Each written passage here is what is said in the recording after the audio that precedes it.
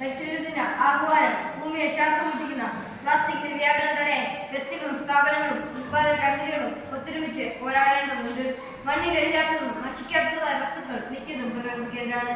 ഒന്നാമത്തെ എന്തിനും ഏതിനും ഉപയോഗിക്കാനുള്ള പ്ലാസ്റ്റിക് വ്യാപനത്തിന്റെ ഉത്തരവാദിത്തം മനുഷ്യന് മാത്രമുള്ളതാണ്. ഇത്തരം ഒരു സാഹചര്യത്തിലാണ് പ്ലാസ്റ്റിക് എങ്ങനെ സംസ്കരിക്കാൻ എന്ന ചിന്ത ഞങ്ങളുണ്ടായത്.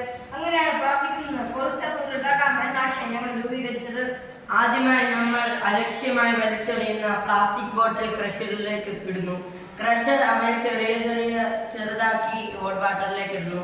ഹോട്ട് വാട്ടർ അവരെ നന്നായി കഴുകി ബോയിൽഡ് സോഡിയം ഹൈഡ്രോക്സൈഡിലേക്ക് ഇടുന്നു. അപ്പോൾ പ്ലാസ്റ്റിക്കിന്റെ പേര് നഷ്ടമാകുന്നു. കൂടാതെ അവ നല്ല മയമുള്ളതായി തീരുന്നു. നിറം നഷ്ടപ്പെട്ടു മയമുള്ളതായ പ്ലാസ്റ്റിക് കടത്തിൽ വെക്കുന്നു. അവിടെ വെച്ച് ദ്രാവകം കൊണ്ടുവന്നു. അതിനുശേഷം ഡ്രൈയറിൽ വെക്കുന്നു. അവിടെ വെച്ച് കൊണ്ടുവന്നു. അങ്ങനെ അങ്ങനെ പ്ലാസ്റ്റിക് സ്പ്രേത്തുന്നു.